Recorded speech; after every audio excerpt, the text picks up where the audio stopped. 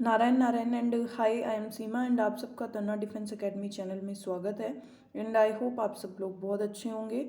और जैसा कि मैं आपके सामने डेली जो है वो टेस्ट पेपर लेके आ रही हूँ, तो अभी हम जो है क्लर्क के टेक्निकल के पेपर्स कर रहे हैं। तो ये जो अभी मैं आपके सामने आज पेपर करवाऊँगी वो आपके टेक्निकल के लिए tradesman, army clerk, SSC, GD सभी के लिए इम्पोर्टेंट है। तो सभी क्वेश्चंस जो है वो ध्यान से करिएगा और मुझे कमेंट सेक्शन में लिख के बताइएगा कि आपके क्वेश्चन कितने राइट हुए हैं और कितने रॉन्ग हुए हैं और किस सेक्शन में आपको ज़्यादा प्रॉब्लम है। ठीक है, तो उससे रिलेटेड क्वेश्चंस ही हम ज़्यादा से ज़्यादा फिर नेक्स्ट क्लासेस में करेंगे। ठीक है, देखो हम बिना टाइम वेस्ट हुए हमारा आज का टेस्ट पेपर जो है वो शुरू करते हैं। देखो हमारा फर्स्ट सेक्शन है ऑलवेज जीके का। ठीक है, तो देखिए हमारा फर्स्ट क्वेश्चन है, भारत के किस राज्य में सबसे बड़ी अंतर्देशीय लवणीय आर्द्र भूमि है? बताइए। राजस्थान, गुजरात, मध्य प्रदेश और हरियाणा। तो राजस्थान के अंदर जो है वो सबसे बड़ी अंतर्देशीय लवणीय आर्द्र भूमि है। अब देखिए सेकंड क्वेश्चन है आपका, सीबीआई केंद्रीय अन्वेषण ब्यूरो की स्थापना किस वर्ष हुई? 1961 में, 1963 में, 1964 में या 1967 में? तो सीबीआई की जो स्थापना है वो 1 अप्रैल 1963 में हुई थी। ठीक है, अब देखिए थर्ड क्वेश्चन है आपका, इनमें से कौन भारत का कार्यवाहक राष्ट्रपति नहीं था? न्यायमूर्ति हिदायतुल्ला, बीडी जत्ती, वीवी गिरी या डॉक्टर जाकिर हुसैन? तो डॉक्टर जाकिर हुसैन जो थे वो भारत के कार्यवाहक राष्ट्रपति नहीं थे, ये तीसरे राष्ट्रपति थे। ठीक है, अब देखिए क्वेश्चन नंबर 4, भारतीय संविधान का अनुच्छेद 32 निम्नलिखित में से किससे संबंधित है? शोषण के विरुद्ध अधिकार से, धर्म का अधिकार, संवैधानिक उपचारों का अधिकार, समानता का अधिकार। तो भारतीय संविधान का अनुच्छेद 32 जो है उसके अंदर आपका संवैधानिक उपचारों का अधिकार से संबंधित है। अब देखिए क्वेश्चन नंबर 5, स्वामी दयानंद सरस्वती द्वारा आर्य समाज की स्थापना कब की गई थी? 1828 ईस्वी में, 1867 ईस्वी में, 1871 ईस्वी में या 1875 ईस्वी में? तो स्वामी दयानंद सरस्वती द्वारा आर्य समाज की जो स्थापना है वो 10 अप्रैल 1875 में की थी। ठीक है, अब देखिए नेक्स्ट क्वेश्चन नंबर 6 है आपका, निम्नलिखित में से किस पत्रिका के संपादक भारतेंदु हरिश्चंद्र थे? सरस्वती, कवि वचन सुधा, नागरी प्रचारिणी पत्रिका या सुकवी? तो जो भारतेंदु हरिश्चंद्र थे वो थे आपके कवि वचन सुधा के। ठीक है, अब देखिए क्वेश्चन नंबर 7 है, कानून का नियम का अर्थ है कानून की दृष्टि में सभी व्यक्ति समान हैं, सभी असमान रूपों के साथ असमानता का व्यवहार, कानून के अनुसार कार्य करना, राज्य की दानशीलता को समान रूप में सब में वितरित करना। तो कानून का जो नियम है वो आपका क्या है? सभी असमान रूपों के साथ समानता का व्यवहार करना। अब देखिए क्वेश्चन नंबर 8 आपका क्या कहता है, तमिलनाडु के तंजौर में बृहदेश्वरी मंदिर को ब्रैकेट ने बनवाया था? किसने बनवाया था? मार्तंड वर्मा ने, टीपू सुल्तान ने, विक्रमादित्य ने या राजा राम चोल ने? तो जो तमिलनाडु के अंदर तंजौर में बृहदेश्वरी मंदिर है उसको आपका ऑप्शन नंबर 4, इनका रियल नाम है राजराज चोल ने, चोल वंश के जो संस्थापक थे, शासक थे, उन्होंने बनाया था। इनका नाम राजराज है, ना कि राजा राम है। ठीक है, राजराज। अब देखिए नेक्स्ट क्वेश्चन नंबर 9 है, प्लूटो के चांद का नाम क्या है? चेरोन, गनीमेड, लूना या ट्राइटन? तो प्लूटो के चांद का जो नाम है वो है आपका चेरोन। ऑप्शन नंबर 1 आपका करेक्ट आंसर हो जाएगा। अब देखिए क्वेश्चन नंबर 10, संसद के पहले घंटे की बैठक आमतौर पर प्रश्नों को पूछने के लिए रहती है, इसे क्या कहा जाता है? कोरम कहा जाता है, प्रश्नकाल कहा जाता है, ध्यानार्थ कहा जाता है या सुबह का सत्र कहा जाता है? तो इसको क्या कहा जाता है? इसको प्रश्नकाल कहा जाता है, जिसमें क्या प्रश्न ही पूछे जाते हैं। अब देखिए आपकी भौतिक विज्ञान आएगी। देखो क्वेश्चन नंबर 11, कौन सी तरंगे शून्य में संचरण नहीं कर सकती? प्रकाश, ऊष्मा, ध्वनि या इलेक्ट्रोमैग्नेटिक? तो शून्य के अंदर जो संचरण नहीं कर सकती वो है आपकी ऑप्शन नंबर 3, ध्वनि जो है वो आपकी शून्य में संचरण नहीं कर सकती। अब देखिए क्वेश्चन नंबर 12 है आपका, दीर्घ रेडियो तरंगे पृथ्वी की किस सतह से परावर्तित होती हैं? क्षोभ मंडल से, आयन मंडल से, समताप मंडल से या क्षोभ मंडल से, क्षोभ सीमा से। तो दीर्घ रेडियो तरंगे जो है वो पृथ्वी की आयन मंडल जो सतह है उससे परिवर्तित होती है। ठीक है, अब देखिए क्वेश्चन नंबर 13, अनुदैर्ध्य विकृति उत्पन्न होती है केवल ठोसों में, केवल द्रवों में, केवल गैसों में या पदार्थ के तीनों स्वरूपों में? तो अनुदैर्ध्य विकृति जो है वो उत्पन्न होती है केवल ठोसों में। ऑप्शन नंबर 1 आपका करेक्ट आंसर हो जाएगा। अब देखिए क्वेश्चन नंबर 14, एक आवेशित कण अभी लंबवत चुंबकीय क्षेत्र में प्रवेश करता है तो निम्न में से किसमें परिवर्तन उपस्थित होता है? कण की चाल में, कण के संवेग में, कण की ऊर्जा में या कण के द्रव्यमान में? तो कण की गति में, इट मीन्स संवेग में। तो ऑप्शन नंबर जो 2 है आपका करेक्ट आंसर हो जाएगा। अब देखिए क्वेश्चन नंबर 15 नंबर क्वेश्चन है आपका, न्यूटन का गुरुत्वाकर्षण का नियम सार्वत्रिक होता है क्योंकि वह सदैव आकर्षण होता है, वह सौरमंडल के सभी सदस्यों एवं कोणों पर लागू होता है, यह सभी द्रव्यमान पर सभी दूरियों के लिए लागू होता है तथा माध्यम से प्रभावित नहीं होता है, उपयुक्त में से कोई नहीं। तो ऑप्शन नंबर 3 जो है आपका करेक्ट आंसर हो जाएगा। अब देखिए क्वेश्चन नंबर 16 जो है, पृथ्वी तल के निकट परिक्रमा करने वाले कृत्रिम उपग्रह का परिक्रमण काल होता है 24 आवर्स होता है, 84 मिनट होता है, 48 मिनट होता है या 12 आवर्स होते हैं? तो पृथ्वी तल के जो निकट परिक्रमा करने वाले कृत्रिम उपग्रह का जो परिक्रमण काल है वो आपका 84 मिनट होता है। अब देखिए डैनियल सेल का विद्युत वाहक बल है 0.56 वोल्ट, 1.12 वोल्ट, 2.56 वोल्ट या 3.12 वोल्ट। तो इसका रियल जो डैनियल सेल का विद्युत वाहक बल है वो 1.1 वोल्ट होता है। ठीक है, इसमें 1.12 दे रखा है लेकिन रियल आंसर होगा इसका 1.1 वोल्ट। ठीक है, अब देखिए क्वेश्चन नंबर 18, दिष्टकारी एक इलेक्ट्रॉनिक युक्ति है, इसका प्रयोग किसे परिवर्तित करने के लिए होता है? एसी वोल्टता को डीसी वोल्टता में, डीसी वोल्टता को एसी वोल्टता में, ज्यावक्रिय स्पंद को वर्ग स्पंद में, उपरोक्त में से कोई नहीं। तो एसी की वोल्टता को डीसी की वोल्टता में।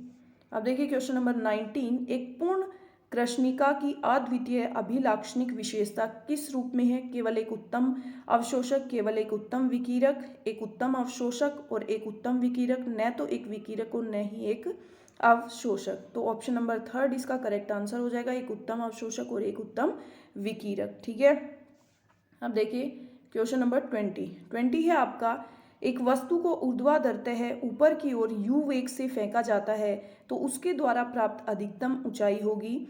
बताइए ऑप्शन नंबर 1, 2, 3 या 4 कौन सा करेक्ट आंसर होगा? तो ऑप्शन नंबर 2 आपका करेक्ट आंसर हो जाएगा। अब देखिए क्वेश्चन नंबर 21 है आपका, गतिज ऊर्जा इट मीन्स k एवं संवेग p में संबंध होता है। तो बताइए k = mvp, p = mvk, p = √2mk या p = √mk। तो 21 का जो आंसर है वो आपका हो जाएगा ऑप्शन नंबर 3। ठीक है, √2mk। अब देखिए नेक्स्ट क्वेश्चन नंबर 22, कांच का अपवर्तनांक 3/2 है, कांच के तल के लिए क्रांतिक कोण का मान कितना होगा? साइन ई 42 डिग्री = 2/3 दे रखा है, 50 डिग्री, 21 डिग्री, 42 डिग्री या 84 डिग्री। तो इसका भी आंसर हो जाएगा आपका ऑप्शन नंबर 3, 42 डिग्री। अब देखिए घड़ी के घंटे कांटे का आवर्तकाल होता है, घड़ी के घंटे कांटे का 1 घंटा, 24 आवर्स, 6 घंटा या 12 घंटा। तो जो घड़ी के घंटे का कांटे का जो आवर्तकाल होता है, क्योंकि पूरा चक्कर लगाता है, वो कितने घंटे होते हैं? 12 घंटे होते हैं। तो ऑप्शन नंबर 4 12 घंटे। अब देखिए क्वेश्चन नंबर 24, न्यूटन डिस्क को तेजी से घुमाने पर रंग दिखाई पड़ता है लाल, काला, नीला और सफ़ेद। तो न्यूटन डिस्क को तेजी से घुमाने पर जो कलर दिखाई देता है वो है सफ़ेद। अब देखिए क्वेश्चन नंबर 25, एक नाभिकीय भट्टी में मंदक का कार्य है न्यूट्रॉनों को मंदित करना, न्यूट्रॉनों को अवशोषित करना, न्यूट्रॉनों को त्वरित करना या क्रिया को उत्प्रेरित करना। तो एक नाभिकीय भट्टी में मंदक का कार्य जो है वो न्यूट्रॉनों को मंदित करना। ऑप्शन नंबर 1 आपका करेक्ट आंसर हो जाएगा। अब देखिए आपका मैथ का सेक्शन आएगा जो कि बहुत इंपॉर्टेंट है और मैथ थोड़ी सी ट्रिकी है इसमें। तो क्योंकि टेक्निकल में आपके थोड़ी सी ट्रिकी मैथ आती है, तो इन क्वेश्चंस को थोड़ा सा ध्यान से देखिएगा मैथ्स को। देखो क्वेश्चन नंबर 26, तूफान के कारण एक पेड़ टूट जाता है और टूटा हुआ हिस्सा झुककर जमीन के साथ 30 डिग्री का एक कोण बनाता है। उस बिंदु जहां पेड़ का शीर्ष जमीन को छूता है से लेकर पेड़ के आधार के बीच की दूरी 8 मीटर है, तो पेड़ की ऊंचाई। तो देखिए ये क्या बोल रहा है, यहाँ एक छोटा सा वो बना लेते हैं, ठीक है। ये पेड़ टूट जाता है, टूट के ये इस तरह से गिर जाता है, ठीक है, इस तरह से गिर जाता है और ये जमीन से छूता है, ठीक है। तो यहाँ पे हम लिख लेंगे ABC और D, ठीक है। अब देखिए ये जो BC है, ये जो C है कितने डिग्री का कोण बना रहा है, ये 30 डिग्री का। उस बिंदु जहां पेड़ का शीर्ष जमीन को छूता है से लेकर पेड़ के आधार के बीच की दूरी, ये आपकी क्या हो गई, 8 मीटर की हो गई। आपको पेड़ की ऊंचाई बतानी है कि पेड़ की ऊंचाई क्या है। तो मतलब आपका देखो टोटल ऊंचाई कितनी है DB, लेकिन ये टूट के ऐसे गिर जाता है, मतलब AD और AC आपका क्या हो गया, बराबर हो गया। मतलब हमें क्या निकालना है, AB और AC निकाल लेंगे तो हम पेड़ की ऊंचाई निकाल सकते हैं। तो सबसे पहले तो देखो, सबसे पहले हम क्या कर सकते हैं, 10 30 ले सकते हैं। 10 30 हमारा क्या होता है, लंब बटे बेस, आधार, ठीक है। और L आपका क्या है, L है आपका AB और ये आपका है BC, ठीक है। और 10 30 आपका क्या होता है, 10 30 होता है आपका 1/√3, ठीक है। और AB और BC आपका क्या हो जाएगा, 8। तो आपका AB बराबर क्या आ जाएगा, AB बराबर आ जाएगा 8√3, ठीक है। अब हमारा AB आ गया, अब हमें AC निकालना है। AC के लिए हम क्या ले सकते हैं, cos 30 हमारा क्या होता है, बेस अपॉन हाइपोटेनियस। तो बेस हमारा क्या है, देखो सीधा BC और AC, तो ये हमारा क्या आ जाएगा 8 और AC हमें फाइंड आउट करना है। तो cos 30 हमारा क्या होता है, √3/2 इजिकल टू 8/AC। तो हमारा यहाँ पे हम लिख सकते हैं कि AC हमारा क्या आ जाएगा 16,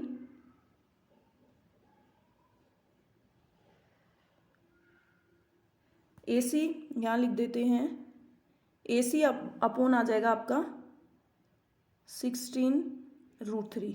तो अब आपके पास AC भी आ गया, AC भी आ गया और AB भी आ गया। तो H आपका क्या हो जाएगा, AC कितना है 16√3 और AB आपका कितना आया था 8√3। जब आपने इसका LCM लिया, ये आपका क्या हो गया 16 और 8 24√3। अब देखो इसको सोल्व करने का एक तरीका होता है, √3 इसको मल्टीप्लाई करेंगे तो 24√3, √3 को √3 से मल्टीप्लाई किया 3, इसको कट किया 3 8 जा 24। तो आपका आंसर कितना आ गया 8√3 मीटर, ठीक है। समझ आया होगा, थोड़ा सा गलत था बट समझाने का पूरा ट्राई किया आपको अच्छे से। अब देखिए क्वेश्चन नंबर 27 नंबर क्वेश्चन जो है वो आपका क्या है, देखिए लंब वृत्ताकार शंकु के आकार के एक तंबू के आधार का क्षेत्रफल 13.86 वर्ग मीटर है। तंबू बनाने में 3465 मूल्य का तिरपाल लगा है। 1 मीटर तिरपाल का मूल्य 150 हो तो तंबू में कितनी हवा भरी जा सकती है, ठीक है। देखो इसमें आपको क्या बोला है कि आपका एक क्या है, शंकु है, ठीक है। अब इस शंकु के अंदर क्या है, वृत्ताकार शंकु, ये नीचे वाला तो वृत्ताकार हो गया, तो इसका क्षेत्रफल तो आपको दे दिया, नीचे वाले का इसका, तो इसका क्षेत्रफल आपको दे दिया। और ये पूरे तंबू में हवा कितनी भरी है, ठीक है। और तंबू में त्रिपाल जो है, त्रिपाल का मूल्य इतना है और 1 मीटर त्रिपाल की प्राइस इतनी है, तो इसमें हवा कितनी भरी है वो बतानी है हमें, ठीक है। तो पहले हम इससे क्या कर लेंगे, हमें ये दे रखा है, इससे हम R रेडियस फाइंड आउट कर लेंगे हमारी। तो ये हमारी क्या होती है πr², ठीक है। तो वृत्त का क्षेत्रफल क्या होता है πr², वो हमें दे रखा है 13.86। तो r² हमारी क्या हो जाएगी 13.86 और नीचे आ जाएगा 22 × 7। इस पॉइंट को हटाएंगे, यहाँ पे 0 लगाएंगे, जब इसको सोल्व करेंगे तो हमारा क्या आ जाएगा 4.41 मीटर, और आर हमारी क्या आ जाएगी 2.1 मीटर। ठीक है, एक चीज़ आ गई। अब देखो वक्र पृष्ठ का जो क्षेत्रफल है, मैं यहाँ लिख नहीं रही हूँ, सीधा कर रही हूँ। वक्र पृष्ठ का क्षेत्रफल हमारा क्या आ जाएगा, हमें दे रखा है कितनी प्राइस है 3-4 और कितना लग रहा है हमारा 150। जब इसको कट किया तो हमारा क्या आया 23.1 मीटर। ठीक है, अब देखो वक्र पृष्ठ का क्षेत्रफल आपका क्या होता है, वक्र पृष्ठ का क्षेत्रफल होता है पाई आर एल, और पाई आर एल आपका अभी कितना आया, पाई आर एल वो आया आपका 23.1। आपको एल निकालना है, आप फाइंड आउट कर सकते हैं 23.1 एल, पाई नीचे आ जाएगा 22 × 7 और आर आपका क्या आ जाएगा 2.1। इस पॉइंट से पॉइंट गया 21 से 11 बार गया, 11 2 जा, अब ये आपका क्या आ जाएगा एल आ जाएगा आपका 3.5 मीटर। ठीक है, ये पॉइंट आ गया। अब आपको क्या निकालना है एच, तो एच की स्क्वायर जब आप करोगे तो एल की स्क्वायर माइनस आर की स्क्वायर। ठीक है, ठीक है, तो अब एल आपका क्या है 3.5 की स्क्वायर माइनस आर आपका क्या है 2.1 की स्क्वायर। ठीक है, अब ये आपका क्या आया, जब h फाइंड आउट किया आपने तो ये आपका क्या आ जाएगा, ये देखो मैं यहाँ पे लिख देती हूँ, आपका 35 की स्क्वायर हो जाएगी आपकी 12.25 माइनस 4.41, तो h आपका क्या आ जाएगा 2.8 मीटर। ठीक है, h आपका आ गया। अब आप क्या कर सकते हैं, हवा का आयतन, तो हवा का आयतन का फॉर्मूला क्या हो जाएगा 1/3 पाई आर स्क्वायर एच। ठीक है, अब देखो 1/3 पाई आर की स्क्वायर आपको दे रखा है 13.86 और एच अभी हमने निकाला है 2.8। ठीक है, जब इसको पूरे को सोल्व करेंगे तो हमारा आएगा 2.936, क्या आ जाएगा घन मीटर। अब इसको हम क्या करेंगे 1000 से मल्टीप्लाई कर देंगे हमें लीटर में चेंज करने के लिए, तो हमारा आंसर क्या आ जाएगा 12,936 लीटर। ऑप्शन नंबर 3 इसका करेक्ट आंसर आ जाएगा। थोड़ा सा ये बड़ा क्वेश्चन है और थोड़ा ट्रिकी भी है, तो इसलिए इसको थोड़ा काफ़ी ध्यान से समझना होगा, इसलिए अच्छे से करिएगा। ठीक है, अभी देखो next question, question number 20, question number 20 देखिए,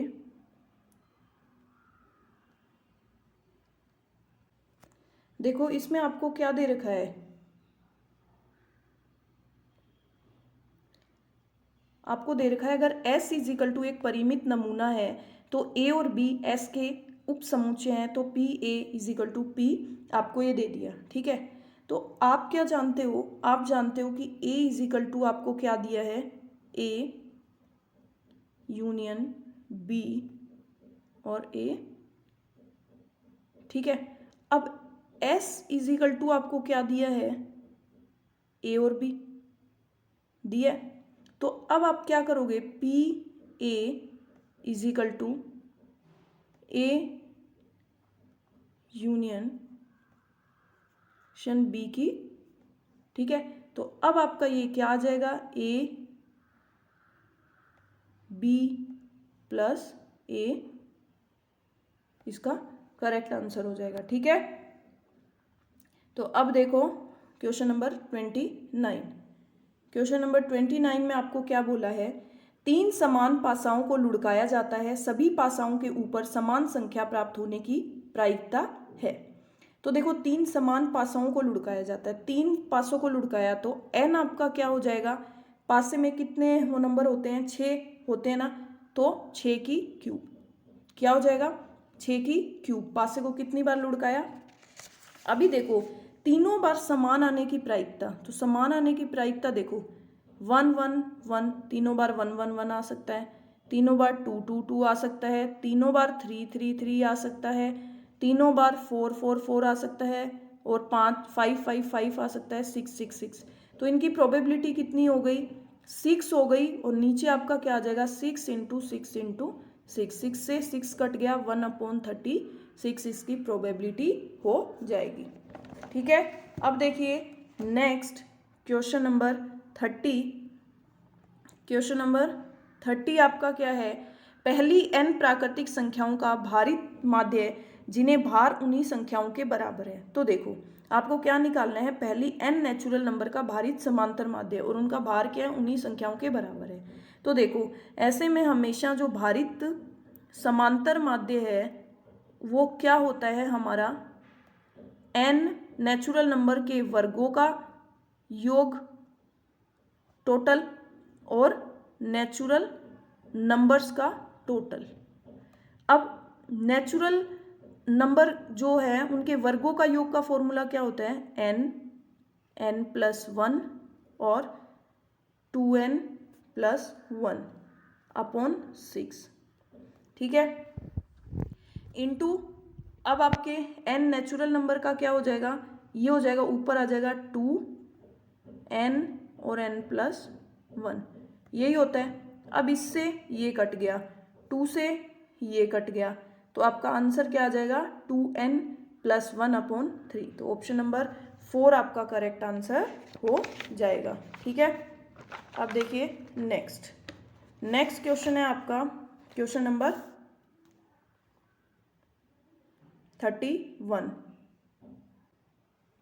देखिए 31 नंबर क्वेश्चन आपका क्या बोलता है, अगर P और Q यथाश्रित तरीके से प्रतिस्थापन के समुच्चय 1 2 3 4 5 से चुने जाते हैं तो समीकरण x² + px + q = 0 के मूलों की वास्तविक संख्या होने की प्रायिकता होगी। तो देखो आपके P और Q दो नंबर निकाले हैं और उनका सेट क्या है, 1 2 3 4 5। ठीक है, अब मूल आपके क्या होने चाहिए, वास्तविक होने की प्रायिकता क्या है, तो हम अवास्तविक जो है वो बताएंगे तो हमारी वास्तविक की आ जाएगी। ठीक है, तो देखो ये नंबर कितने आपके 5 5, तो आपका जो चुने जाने की जो संख्या है वो आपकी क्या हो जाएगी, 5² मतलब 25। नीचे तो 25 आएगा, मतलब ये दोनों आंसर तो कट हो गए। ठीक है, अब जो मूल है आपके क्या होने चाहिए, अवास्तविक। मूल जो है वास्तविक होने चाहिए, तो अवास्तविक क्या होंगे, ये वाले होंगे। तो आपका क्या हो जाएगा, p² - 4q इज क्या होने चाहिए, <0। ठीक है, तो हम क्या लिख सकते हैं इसको, p² is <4q। It means जो p² है वो 4q से क्या होना चाहिए, हमारा छोटा होना चाहिए। तो ये हमारी क्या क्या सिचुएशंस हो सकती हैं, यहाँ लिख सकते हैं हम p, यहाँ q और यहाँ पे नंबर। ठीक है, तो अब देखो 4 को आप 1 से मल्टीप्लाई करते हैं तो आपका क्या आ जाएगा, 4। तो यहाँ पे आप क्या कर सकते हो, 1 की स्क्वायर, तो 1 की स्क्वायर 1 ही कर सकते हो। ठीक है ना, तो यहाँ पे क्या आ जाएगा 1 और q आपका क्या है 1 और नंबर आपका 1। अब देखो आपने क्या किया, 4 को 2 से मल्टीप्लाई किया मतलब 8। तो 8 में एक तो 1 आ जाएगा, 1 2 दूनी 4, बस 2 ही आएंगे, तो 1 और 2, और यहाँ पे क्या आ जाएगा 2 और नंबर आपके कितने आ जाएंगे 2। ठीक है, इस तरह से आपने 3 से किया, 3 × 12, तो 12 में 1 2 और 3, 3 आ गए, तो 1 2 और 3, यहाँ पे 3 और नंबर ऑफ कितने आ गए 3। अब देखो 4 से मल्टीप्लाई करोगे तो 4 चौके 16, 16। अब 16 में 1 2 और 3। अब देखो 4 की स्क्वायर आप करोगे इसके बराबर आ जाएगा, बड़ा नहीं आएगा, तो इट मीन्स 1 2 3। 4 में भी आपका क्या आ जाएगा 1 2 3, 3 ही आएंगे, और फिर 5 में आपके क्या आ जाएंगे 1 2 3 और 4, 5 में आपके 4 आ जाएंगे। अब इनको टोटल कर लो, 3 और 3 6, 6 और 4 10, 10 और 3 13। ठीक है, तो आंसर आ गया आपका 13/25। अब देखिए next question number 32 number question है, यदि आयत की लंबाई एवं चौड़ाई दुगनी कर दी जाए तो क्षेत्रफल में प्रतिशत में वृद्धि होगी। तो देखिए आयत की लंबाई और चौड़ाई दुगनी कर दी जाए तो आपका आयत का क्षेत्रफल क्या होता है, आयत का क्षेत्रफल होता है आपका L × B। तो L इंटू बी आपका कितना हो गया 10 इंटू 10, ठीक है। तो 10 इंटू 10 किया तो ये कितना था 100। अब आपको इसको डबल करना है तो इसको कर दिया 20 इंटू 20, मतलब ये क्या आ गया आपका 400, मतलब इसका डिफरेंस कितना 300। तो आपका कितना परसेंट का फर्क आ गया 300 इंटू 100 डिवाइड बाई 100, मतलब 300% का जो है इसके अंदर क्या हो गई वृद्धि हो गई। अब देखिए next question number 33 number question क्या बोलता है, एक घनाभ के 3 संगत फलकों के क्षेत्रफल क्रम से x y z हैं, तो घनाभ का आयतन, ठीक है। तो देखिए घनाभ जो है उसकी घनाभ की जो है लंबाई चौड़ाई और ऊंचाई, ठीक है। देखो ये इस तरह से बनेगा, मैं यहाँ पे आपको बना के दिखा देती हूँ, ठीक है।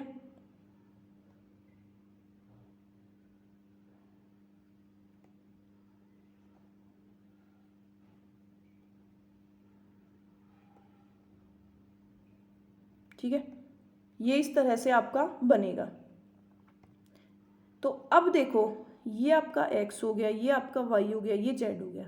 तो घनाभ की जो लंबाई चौड़ाई और ऊंचाई तीनों हो गई, तो x बराबर क्या हो गई, x में आपके क्या क्या आ गई लंबाई आ गई और चौड़ाई आ गई। तो x इजिकल टू क्या हो गया LB, ठीक है। y इजिकल टू क्या हो गई, इसमें क्या आ गई आपकी ऊंचाई आ गई और इसमें ये चौड़ाई आ गई, है ना। तो b और h, और z में आपके क्या आ गई, z में आपकी लंबाई आ गई और ऊंचाई आ गई L और h, ठीक है। तो फिर घनाभ का जो आयतन है, आयतन क्या हो गया LBH, ठीक है। इसको हम डिनोट करते हैं जब हम इसकी स्क्वायर करते हैं, तो L की स्क्वायर B की स्क्वायर और H की स्क्वायर। जब आप इसको लिखोगे L into L, B into B और H इंटू एच, तो LB, तो ये आपका क्या आ जाएगा V square is equal to XYZ। तो V इज इक्वल टू आपका क्या आ जाएगा under root XYZ। Option number 3 आपका करेक्ट आंसर हो जाएगा। अब देखिए next question number 34 number question आपका क्या बोलता है कि एक 21 मान के लिए रेखीय समीकरणों के निम्न सिस्टम का कोई समाधान नहीं होगा। x is equal to x plus a y is equal to 1, ax plus y plus 4 is equal to 0।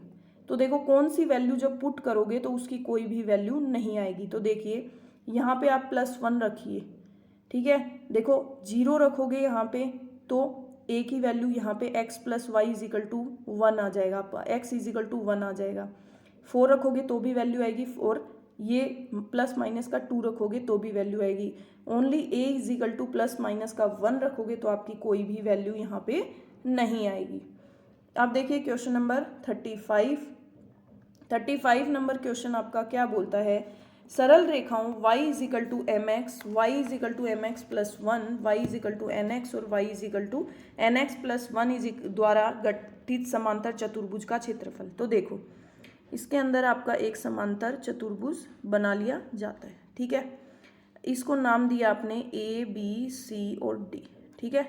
तो यहाँ पे देखो y is equal to M x और y is equal to M x, y is equal to M x plus 1, y is equal to n x और y is equal to n x plus 1, ठीक है। अब देखो यहाँ पे आपको क्या दिया है, समांतर चतुर्भुज की जो भुजाएं हैं क्रमशः वो आपकी क्या हो जाएगी M X is equal to, इसको क्या लेनी है ये वाली लेनी है एन एक्स प्लस 1, ठीक है। तो आपका M X minus N X is equal to 1, तो x कॉमन लिया m minus N is equal to 1, तो x इज इक्वल टू क्या आ जाएगा m माइनस एन, ठीक है। अब दूसरी वाली रखेंगे हम, दूसरी वाली को रखा तो दूसरी वाली को रखने पे हमारा क्या आया, देखिए दूसरी वाली को रखेंगे N X is equal to M x plus 1, ठीक है। तो ये क्या आ जाएगा आपका x is equal to 1 upon n minus M, ये आ जाएगा इसको सोल्व करने पे, ठीक है। अब देखो हमें ये यही वाला लेके आना है, तो इसको 1 यहाँ से माइनस कॉमन ले लिया तो m माइनस n आ गया, ठीक है। अब इसका जब क्षेत्रफल करेंगे एक्स की स्क्वायर तो 1/-m - n और ये आ जाएगा m-n। इट मीन्स ये आपका क्या हो जाएगा, x = 1/m - n। ठीक है, तो ऑप्शन नंबर 4 आपका करेक्ट आंसर हो जाएगा। ठीक है, अब देखिए next question number 36 number question में आपको क्या बोलता है, यदि f(x) = आपको क्या दिया है 3x + 2 3x - 2 और f(x) + 1 f(x - 1), तो आपको इसकी वैल्यू बतानी है। ठीक है, तो देखो हम इसकी वैल्यू कैसे फाइंड आउट करेंगे, तो देखो f(x) x की जगह हमें ये पूरी वैल्यू रखनी है, तो हमने रखी 3x + 2 3x + -2 + 1 और नीचे रख दिया 3x + 2 3x - 2 -1। ठीक है, ये आया। अब देखो सॉरी 3 ये माइनस ही था, तो देखो जब आप इसका एलसीएम लोगे तो ये कट हो जाएगा। एलसीएम लेने पे हमारा, देखो मैं आपको करके दिखा देती हूँ, 3x - 2 माइनस है ये, हमने यहाँ पे एलसीएम लिया, आपका आया 3x + 2 और प्लस 3x - 2, ये आ गया। अब नीचे वाले में आपने x कॉमन लिया, सॉरी एलसीएम लिया 3x - 2, ये आपका आ गया 3x + 2 - 3x और +2। ठीक है, अब इससे ये गया, यहाँ पे +2 से -2 गया, यहाँ पे 3x से 3x गया, आपके पास क्या बचा 6x और नीचे 4। तो जब आप कट करोगे 2 तिया 6 और 2 दूनी 4, तो आपके पास आंसर आ गया option number 4 sorry 3x/2, option number 2 आपके पास करेक्ट आंसर आ गया। ठीक है, इसके थोड़े मैथ्स के क्वेश्चन ज़्यादा ट्रिकी हैं, बट इट्स ओके। इस टाइप के क्वेश्चन आपके टेक्निकल एग्जाम में एसएससी जीडी में आते हैं, तो ये भी आपको करने जरूरी हैं। अब देखिए क्वेश्चन नंबर 37 में आपको क्या बोला है, f(x) = ax² + bx + c। तो f1 = 6, f2 = 11, f3 = 18 और f-1 की आपको मान बताना है। ठीक है, तो देखो अगर यहाँ पे आप 1 रखते हो, 1 रखोगे तो यहाँ पे क्या हो जाएगा, a1 की स्क्वायर 1, तो a + b + c आपका क्या आ जाएगा, a + b + c आपका आ जाएगा 6। ठीक है, ये आपकी आ जाएगी समीकरण 1। ठीक है, अब सेकंड आप 2 रखोगे तो क्या हो जाएगा, यहाँ पे 2 रखने पे 2 दूनी 4, तो 4a + 2b + c आपका क्या हो जाएगा 11, ये आपकी आ जाएगी समीकरण इक्वेशन सेकंड। अब इक्वेशन थर्ड आपकी क्या आ जाएगी, आप इसमें रखोगे 3, तो ये आपका क्या आ जाएगा 9a + 3b और +c = आप क्या आ जाएगा 80। ठीक है, ये आपका question number equation number third. अब हम a b और c की वैल्यू निकालेंगे, तो वो कैसे निकालेंगे, देखो यहाँ पे इक्वेशन पहले सेकंड और फर्स्ट ले लेंगे, तो 4a + 2b + c = 11, a + b + c = 6। अब इसमें से लेस कर देंगे इनको तीनों को। ठीक है, तो देखो 4a में से 1a गया, तो क्या बचा 3a + b, c से c कट हो गया और यहाँ पे आ गया आपका 11 में 6 गया 5। अब हम थर्ड में से सेकंड लेस करेंगे, क्या करेंगे, थर्ड में से सेकंड लेस करेंगे। देखो थर्ड में से अगर आप सेकंड लेस करोगे तो हम यही कर लेते हैं, देखो c से c कट हो जाएगा, 9 में से आपने a लेस की, 9a में से 4a लेस किया तो आपका क्या आ गया 5a, 3 में से 2 लेस किया आपने तो आपका क्या आ गया 1b = 18 में से 11 आपने लेस किया तो आपका क्या आ गया 7। अब आप 5a में से 3a + b = 5, ये वाली घटा दो। ठीक है, तो b से भी कट हो गया, 5a में से 3a गया 2a = 7 में से 5 गया आपका क्या आया 2। तो 2 से 2, तो a की वैल्यू आपकी क्या आ गई 1। अब यहाँ पे लिख लो a की वैल्यू आ गई 1। अब a की वैल्यू यहाँ पे पुट करो आप 3a, तो into 1 plus b is equal to 5, तो b इज इक्वल टू 5 में से 3 गया 2, b की वैल्यू आपकी क्या आ गई 2।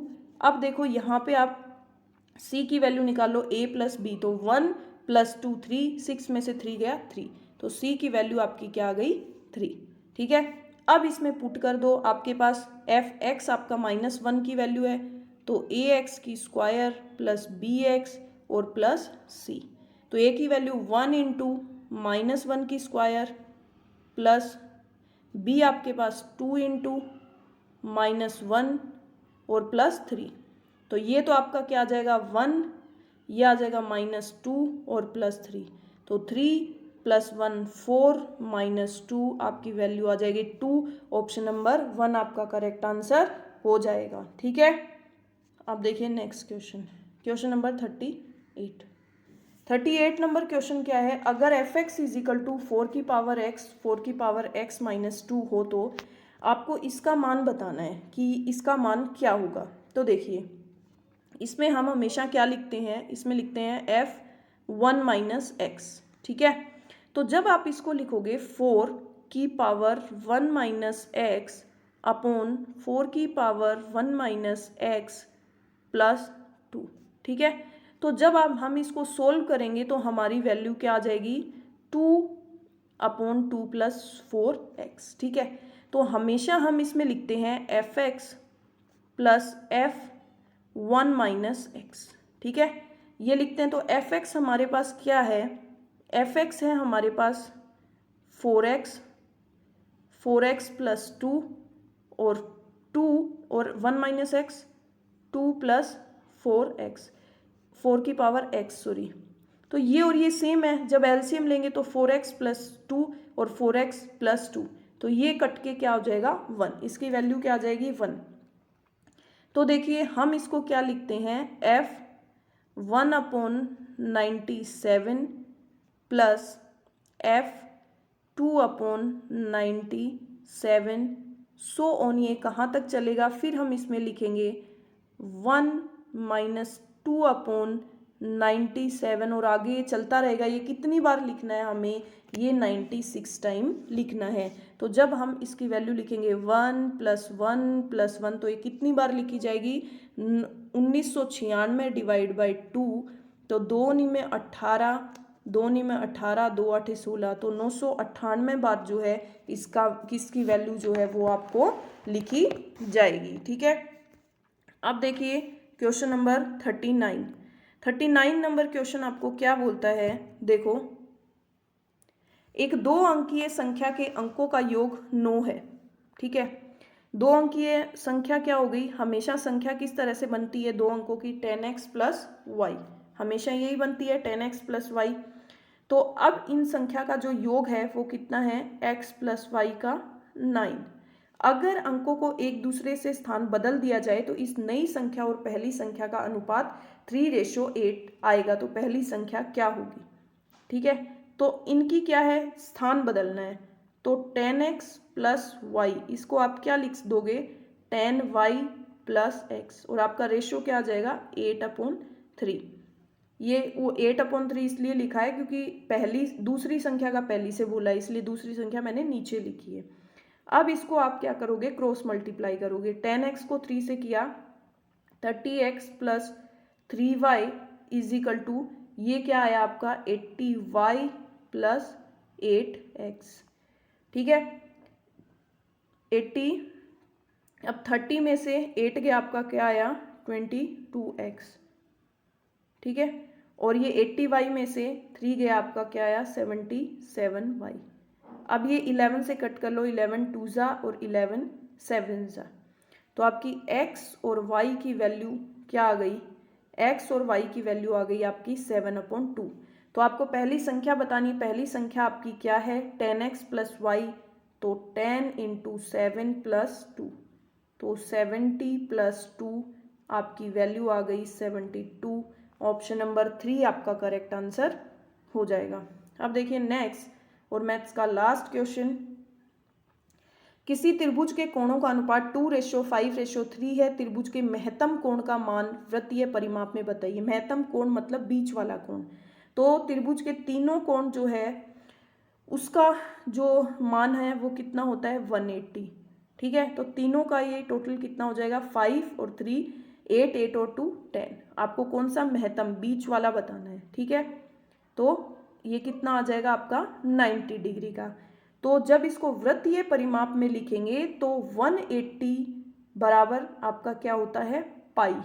तो 90 का मतलब हो जाएगा पाई/2, मतलब इसका हाफ। तो इसकी वैल्यू हो जाएगी ऑप्शन नंबर 2 आपका करेक्ट आंसर हो जाएगा। ठीक है, अब देखिए आपके रसायन विज्ञान के कुछ क्वेश्चंस हैं जो आपके टेक्निकल के एग्जाम में पूछे जाते हैं। अब देखो हम रसायन विज्ञान के अंदर करेंगे क्वेश्चन नंबर 41। आयनन विभ्रमण के लिए कौन सा कथन असत्य है। आयनन विभ्रमण का मान वर्ग में घटता है। आयनन विभव का मान आकार में वृद्धि के साथ बढ़ता है। आयनन विभव का मान एक आवर्त में बढ़ता है। अर्धपूर्ण एवं पूर्ण कक्षक रखने वाले तत्वों के आयनन विभव अधिक होते हैं। तो इसका आंसर हो जाएगा आपका ऑप्शन नंबर 2। ठीक है, अब देखिए क्वेश्चन नंबर 42। द्रव का आयतन मात्रक है L, ml, ml, पॉइंट और लीटर। बताइए, तो द्रव जो है इसका आयतन मात्रक क्या होता है L। अब देखिए नेक्स्ट क्वेश्चन नंबर 43। बॉक्साइट अयस्क का सूत्र क्या है। Al2O3S2O 2Al2O3 3S2O Al2O3S2O Al2O3 2SiO 2H2O। तो इसका आंसर होगा ऑप्शन नंबर 3, लेकिन इसका करेक्ट जो है वो इसमें भी थोड़ी मिस्टेक दे रखी है Al2O3 और 2H2O। ठीक है, तो ऑप्शन नंबर 3 जो करेक्ट आंसर हो जाएगा यहाँ पे आ जाएगा आपका 2। अब देखिए क्वेश्चन नंबर 44 नंबर क्वेश्चन है। किसी अयस्क में उपस्थित क्षारकीय अशुद्धियों को हटाने के लिए उपयुक्त गालक है CaO, SiO2, MgO या FeO। तो इसका आंसर हो जाएगा आपका ऑप्शन नंबर 2। ठीक है, अब देखिए मैलेकाइट निम्न में से किस धातु की अयस्क है। Fe, Al, Mg या Cu।